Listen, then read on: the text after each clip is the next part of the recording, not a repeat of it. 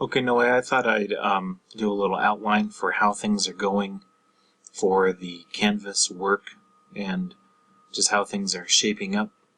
And also, I'm just using some of the just experience that I've been getting from doing this and seeing what might work and what doesn't work. And so I'd really like to do this kind of pattern, and I wanted to let you know about it too. And it's just easier. You can refer back to this video, whenever you want to. So let me just give you kind of the scheme of each unit, how it's going to be set up. This will maybe a little more clear, and also I've just been testing different things and seeing how different things can work. So let me just start explaining that. First thing, you have each module. It's going to be 1 through 5, of course, as you see on Canvas there. I've already set everything with the correct weight, and also I have the unit tests all in as far as the category. So there's no need to worry about any of the grading, anything. Just all the assignments just set to 1 point. That's it. That's all you have to worry about. Any questions in any of the quizzes, just set them to 1 point.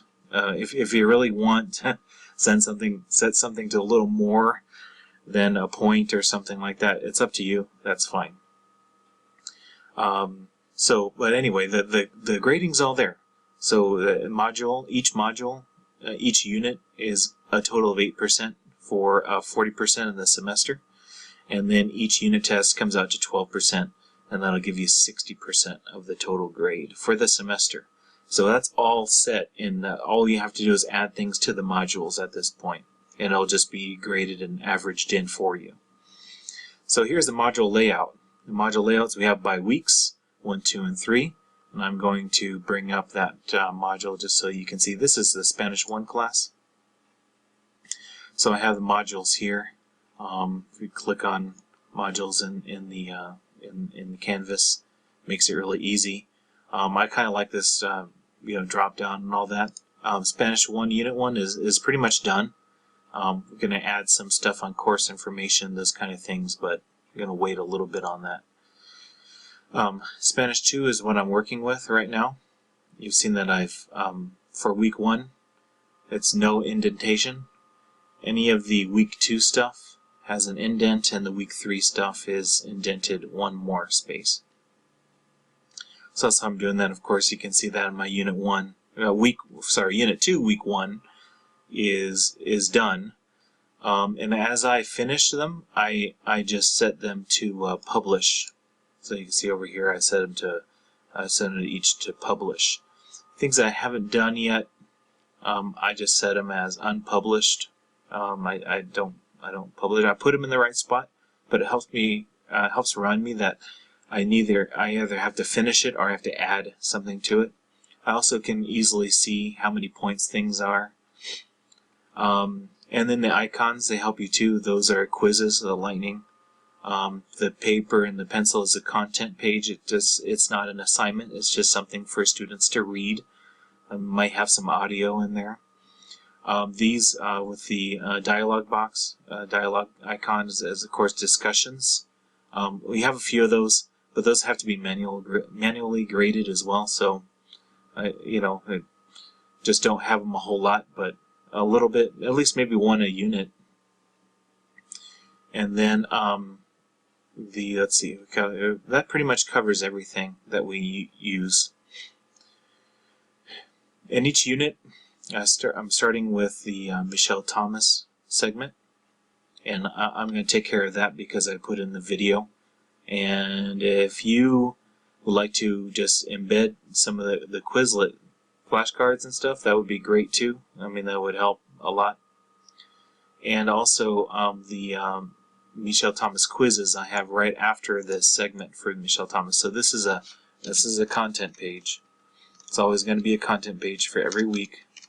And then there's a little quiz in Canvas that's based on that vocabulary in Quizlet. So it's a lot of true, false, maybe some multiple choice, maybe some matching. I have about maybe 12, 15 questions. Sometimes there's more, just depends. And then I also name. When I make the questions, I actually make a question bank. So just to kind of talk about that, as I'll go to quizzes, go to the quizzes link in Canvas. And then if you'll see on the side here, you'll see this gear icon, and you can manage question banks there. And so what I've done is I create a question bank, and you can see how many questions are in each one. Spanish 1, I name the unit and the week. And then of course it's Michelle Thomas. So I use MT to help remind me, or help keep track of what's what, because we're going to use this bank a couple times. So anyway, what I would do for Michelle Thomas, say for my quizzes, I make a question bank first. Make it pretty easy. These are like either or questions. There's some matching. I have one matching question for each one, and put about 10 or so in there. There's matching pairs, and I'm up in there. Make sure you're always updating. The question banks, the cool thing is you don't have to save them. They're just the bank, so you just update the question and it's there. So that's kind of nice. Now once that's done, you just go back to your module. And you can see how I have a quiz there for each of those segments. What that's going to do is going to pull, sorry, not a preview. I'm going to just take a look. Go to questions, and then what you're going to do is go down to new question group, and you can name it if you want. It doesn't really matter. It's just for the purposes of this quiz. I'm going to link to a question bank, and it'll let me choose one. So there's my Michelle Thomas stuff right there. Just be careful, not Spanish 2, if you're working on Spanish 1. So I cancel those. I don't know if it'll show up for you for Spanish 2 because I made those. So I don't know if they're the ones that I come up that just appear for me or they appear for all of us. But anyway, once you do that, you're going to you link a question bank. Let me just do this just for the fun of it. I'm just gonna put one and just pretend. Okay, so that one's got one. So I'm gonna put hacer time expressions, and then I'm gonna have it pick questions out of there. So that question bank, that one had 5 questions in it, so I can pick, have it set between 1 and 5. It'll give me a warning if I have set to more than 5. So if you want more questions, you either you have to go to the bank and add more, or just decrease the number of questions. So let's say I wanted to pick 3 questions out. When I do that, I want to click Create Group. And what that'll do is it'll tell it to use that question bank, and see I can click on that question bank. So it's really nice. If I want to check that question bank out, I can easily click on that. It's really nice. And it's set to pick 3. Well, what if I made a mistake? Well, I just go to the pencil icon there, and I could fix that. Now, let's say I'm done now, and I want to, I want to save it. So you want to save this. If you don't, it's not going to save that question group I just added. It's just going to be gone. So you want to make sure you save, because this is a quiz, and it's not the question bank itself. It's just a quiz, so you got to save the changes to the quiz itself. This is what the students will see. So the students won't get every question from that question bank. That means that there's going to be a mix. One student will get one set of questions, another student will get slightly different set of questions, and maybe some of the same, of course. Of course, the more questions you have to choose from and the less questions that you have it pick, they're less likely to get the same questions.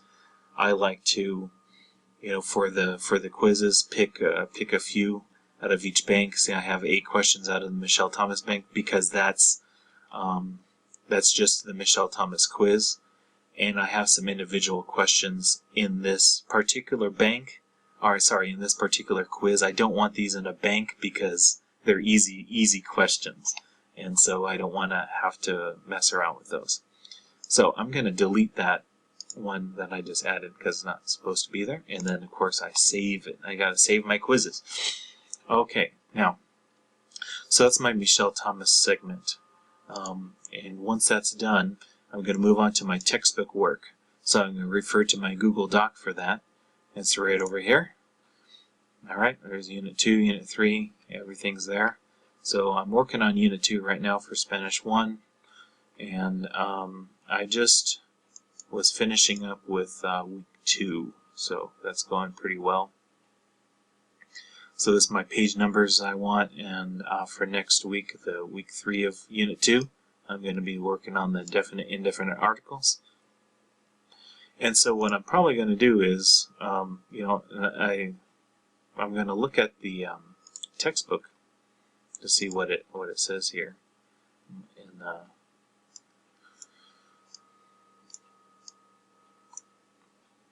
this will let me scroll through here.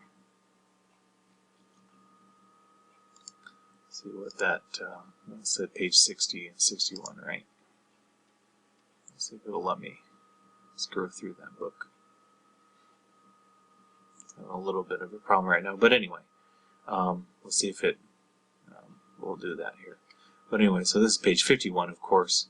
We just gotta see the content. Maybe take some screenshots of the content. So this was from week 2.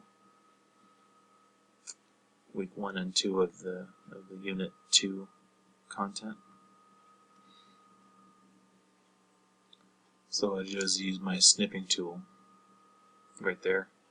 I could just take a picture, whatever I want to do, and then I save it. So let's say I wanted that, image or whatever. I click Save, and I'm going to put it in a specific area in my computer so I know where it is. So I do Canvas. I have the Spanish 1 folder, and then I would have a Unit 1 and 2 images and audio file on my computer, and then I'll add 3 and 4 and 5 and 6, 7, 8, 9, 10, or whatever for later. And this will allow me to then go on Canvas,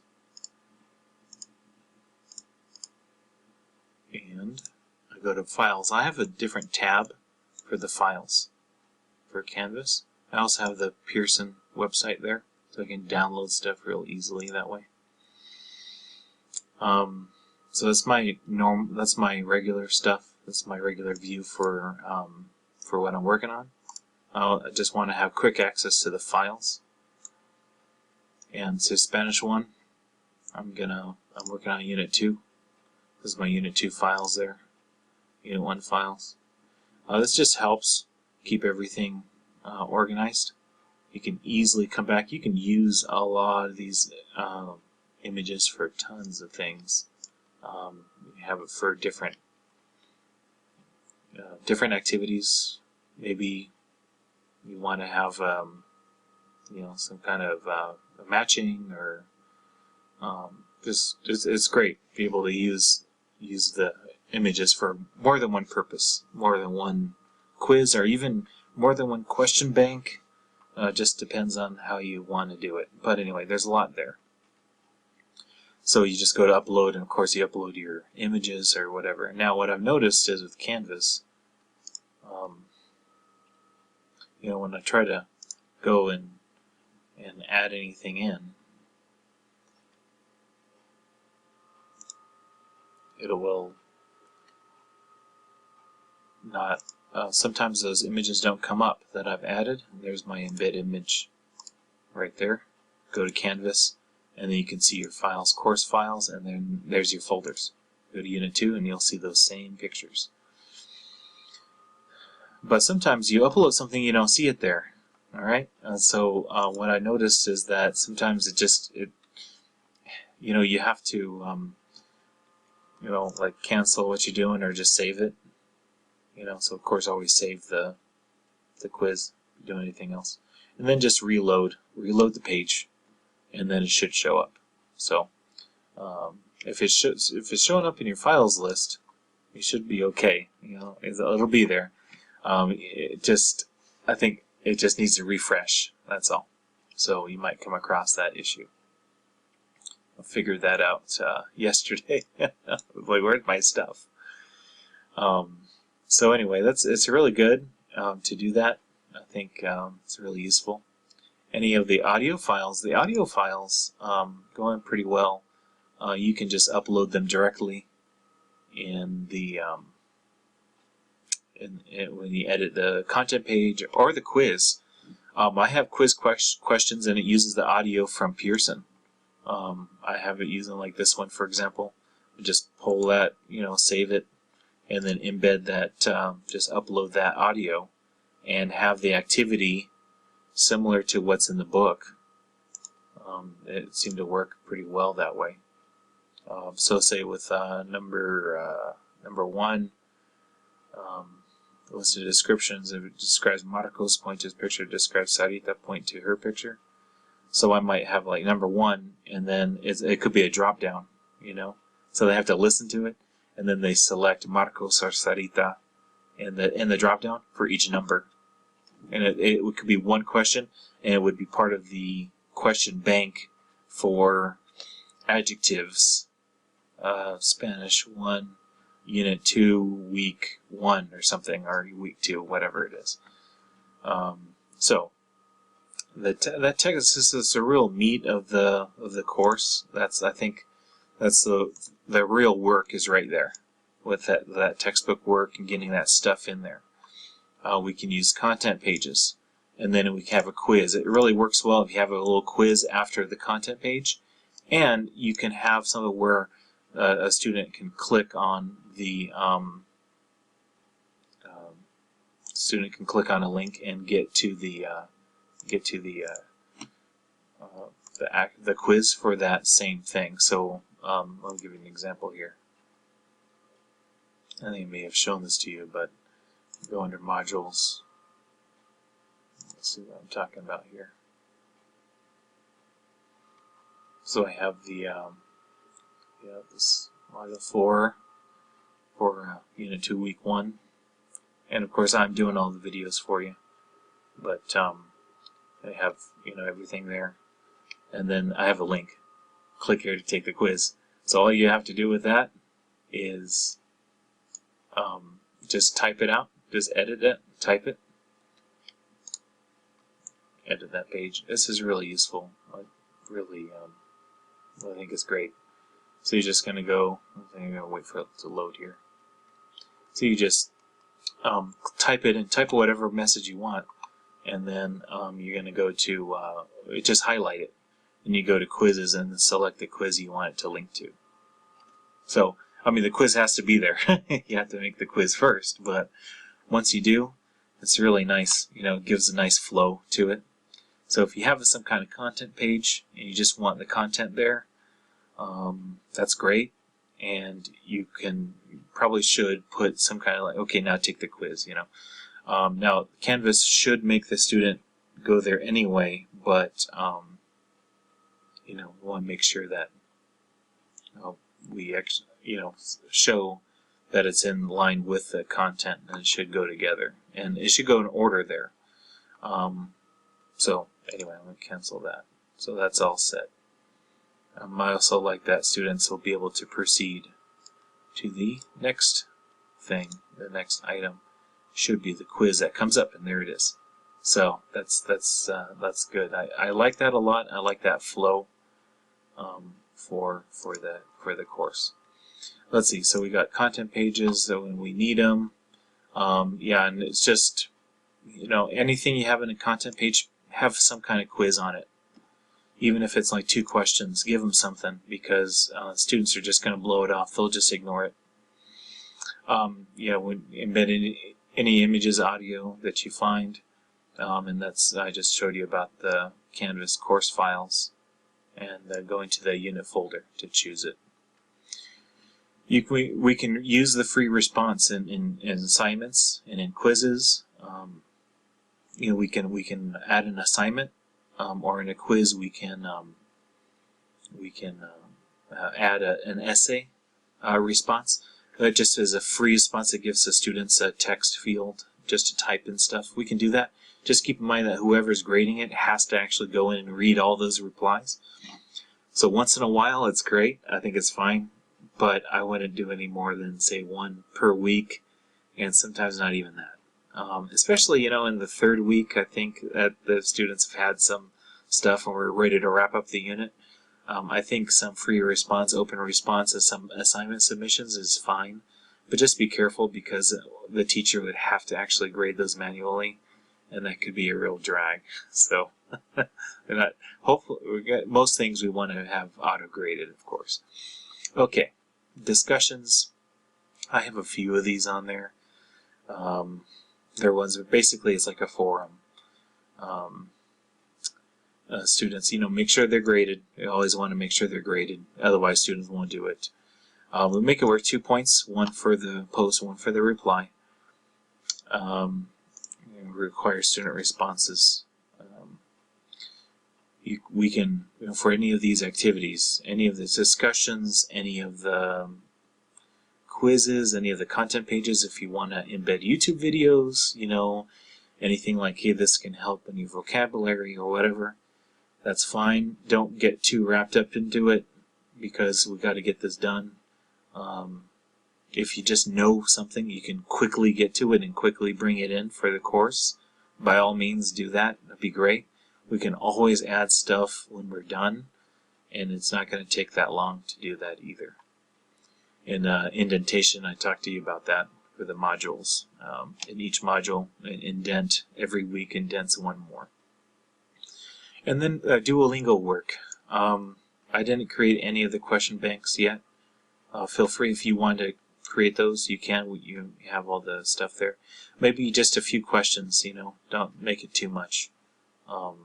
This is not the meat of the course, but I think if we don't have anything in Duolingo as far as the content goes for the class, like on the tests and quizzes, I think you probably should just not use Duolingo. Of course, I want to incorporate it, so let's create a question bank for each week for Duolingo. I think we really need that.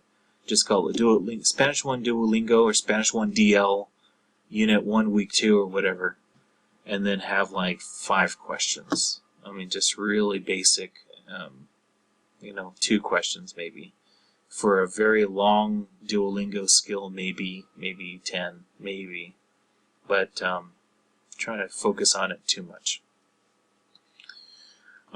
Okay, and then the weekly assessment. This is just going to be a quiz in the module. It's just going to count as regular work anyway, but we want to review, we want to recycle all the stuff from that week. So, pull banks from Michelle Thomas from that week. Anything from Duolingo for the week. And the textbook work from that week. You should want at least about 8 questions, maybe 10 questions, something like that. No more than 20. Well, maybe 1 or 2 open responses, but again, really rare or not at all. And the last thing is to set up the unit test. Once we have 1, 2, and 3 in for the module, for the unit, we want to set up a unit test. So this is how we do it. Now, they're not going to be in the module. So you're going to go to the quizzes in Canvas. You're going to click Add Quiz. Let's do that real quick. Go to Add Quiz. So we go to Quizzes, right there.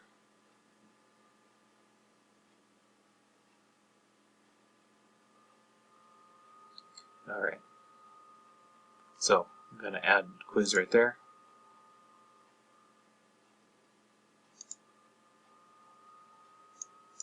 I'm just going to call it Unit 3 Test. Graded. Now we want to put it down here, right? That's the assignment group. This is very important.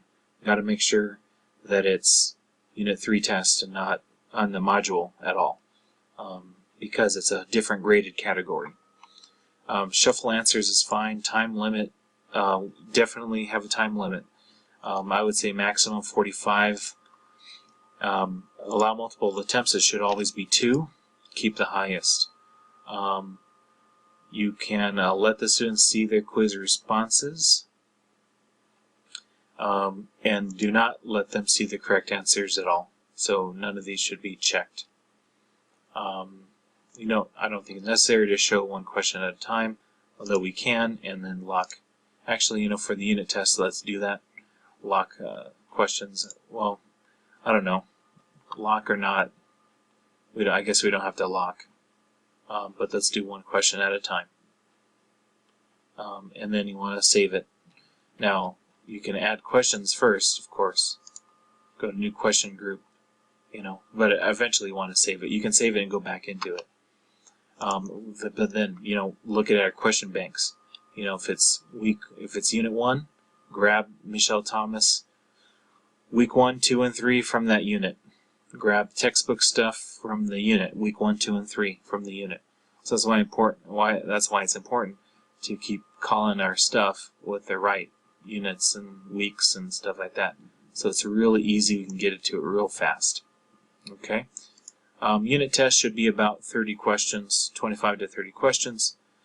We can add any individual questions as well. And that should be it.